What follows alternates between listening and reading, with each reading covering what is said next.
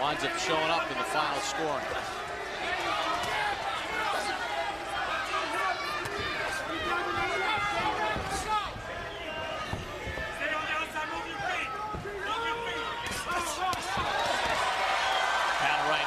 Diaz. Malignaggi still has some good speed, good jab, keeps it going. Stop! What do you think about Ronnie Shields' advice to Diaz? Hey, we worked on this. When he jabs, jab with him. Well, I mean, that's a good advice, because what it does is, you know, it gets his jab out there as well. Left and right by Diaz. The old adage in boxing is you don't want to hook with a hooker. Because if the guy has a good left hook and you hook with him and his gets there first, it can end the fight. But you do want to jab with a jabber. Jab is unlikely to end the fight even if the other guy's lands, and meanwhile you get yours untracked and maybe disrupt your opponent's.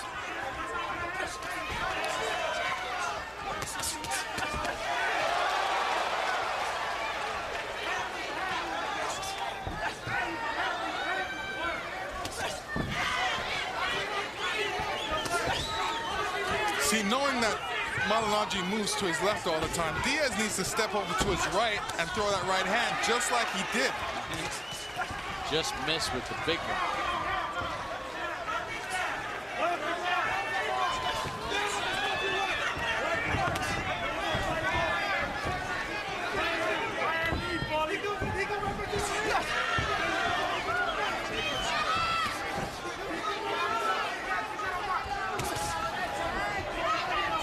Tries to step in with a combination. Diaz blocked most of it.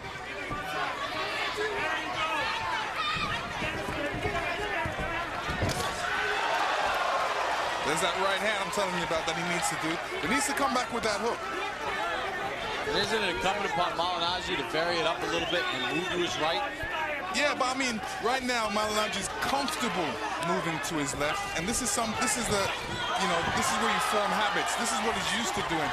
But you know, it only takes one punch and he can move the other way. So right now he's comfortable moving to the left.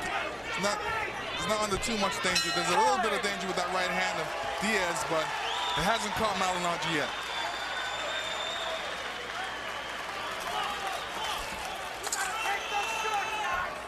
Let's go, baby. Let's go. Come on. Well, I hope you're enjoying tonight's triple header. We got things started with Danny Jacobs out of Brooklyn, New York, undefeated at 17-0, taking on 31-year-old Ishe Smith. Things got pretty heated, some punches after the bell. Smith kept the pressure on. Jacobs, a talented 22-year-old, hung in there in the toughest test of his career, and he was a winner by unanimous decision. They might command some protect yourselves at all times. Then in our second fight, Robert Guerrero and Malcolm Clausen, with Clausen's 130-pound belt on the line. Guerrero stuck to a game plan, stayed disciplined. And Max, we found out later that probably broke his left hand in the fourth round and fought through it and took Clausen's title. Best performance of Guerrero's career.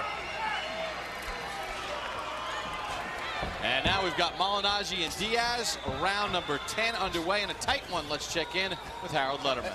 Okay, Bob, 86, 85, 5 rounds to 4. Paulie Malignaggi. I tell you, Bob, he boxed nicely in the last 2 rounds. I thought he just grabbed the lead. I had him down around, but in rounds 8 and 9, Paulie Malignaggi moved, used that up jab again. You know, he's got that left hand way down. He comes up with the jab. A lot of straight right hands, and didn't get nailed too often because he was moving. But Juan Diaz chases you. If he can't, you know, when he chases you, he can't hit you. But when you slow up, he nails you with a hard hook. Paulie Malignaggi just kept moving, won 2 rounds in a row, took the lead. I've got it very close, 5-4 Malignaggi, based on clean punching, especially with that up jab. You know, Harold, I think you count as a New York judge. And if the New York judge has Malignaggi up around, I'd be shocked if the Texas judges didn't have Diaz up. Could very well be. I mean, I think you couldn't qualm if you had Diaz up by 1 round. I mean, it's been some pretty close action. Good action just then. Back and forth.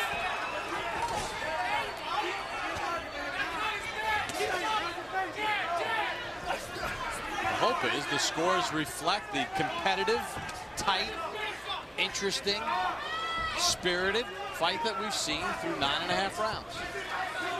It's a classic pure boxer versus the pure pressure fighter. And though neither guy's a big puncher, kind of makes for a good fight. It doesn't seem like either guy's in danger of being knocked out with a shot. Based on their histories, you wouldn't think that's the case. But Max, you did say earlier that Diaz applies a lot of pressure and throws a lot of punches. And my answer to that is you cannot, if you can't hit what you can't catch, you can't score the punches. And the thing about that is Diaz is a pressure guy, but it's Malignaggi who's thrown 240 more punches so far in this fight. Than Diaz. And Diaz. That's a shocking number to me. Yeah, I mean, it's easier for a boxer because a boxer's throwing out that jab, and he has to get past that jab, and then when he gets past that jab, then he has to throw some punches. Paulie's yelling something, Malignaggi's yelling something over here at us or at me, and I'm not sure what it is. I don't know what he's yelling at. He should watch Diaz. Diaz's left eye, again, a mess. He's got 2 cuts on that eye. One from an accidental clash, one from a punch. Chops a right hand. Malignaggi turned from it.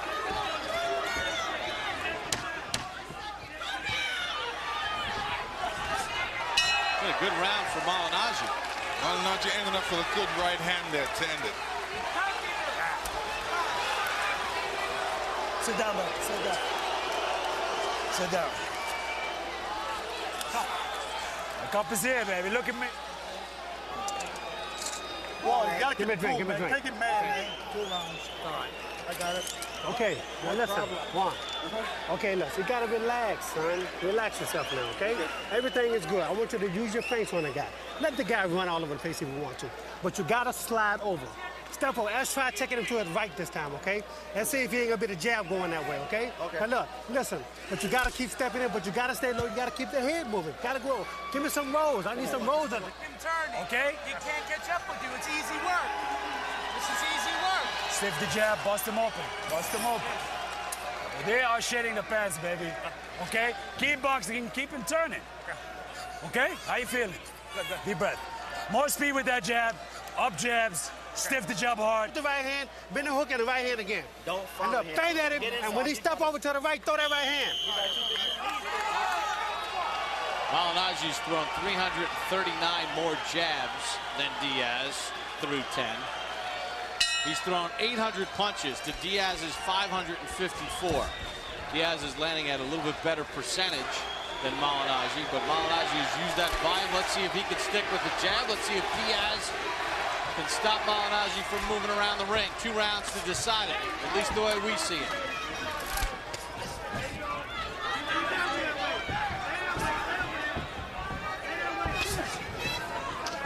Malignaggi's speed has not seemed to diminish through this fast-paced fight.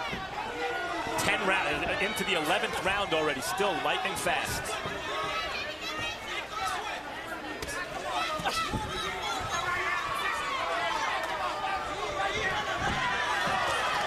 Good straight right hand from Malignaggi. Malignaggi being very quick in there, using the ring wisely, using his footwork, and throwing out some fast punches.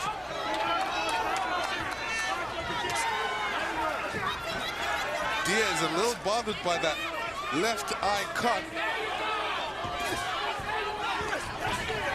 Doing the right thing by throwing that double jab, because what he needs to do is throw that double jab and try and get Malignaggi against the rope so he can take advantage of him. Nice combination from Malignaggi. Moves away. Body shot from Diaz.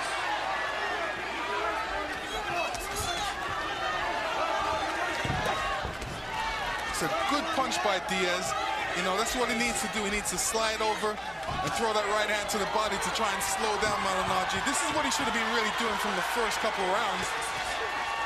As you can see, Malignaggi's red on the left side of his body, so he did receive a couple punches there.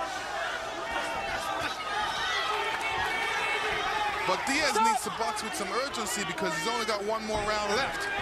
Box.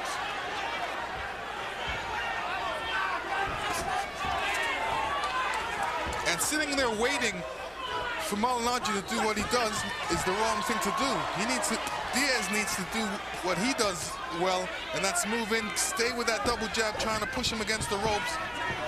You know, it seems that with Malignaggi's trunk start to slip like that, his movement is impaired. Only for a minute, but he seems to be moving very quickly on his feet. You're right. It should impede his movement, but that doesn't seem to. That in movement, that double jab movement by Diaz needs to be a lot quicker. It shows that Malignaggi's feet are way faster than Diaz's feet.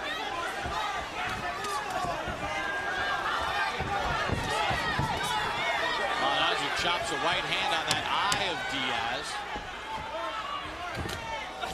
See, Malignaggi seems really relaxed and confident and calm in there, doing a good job.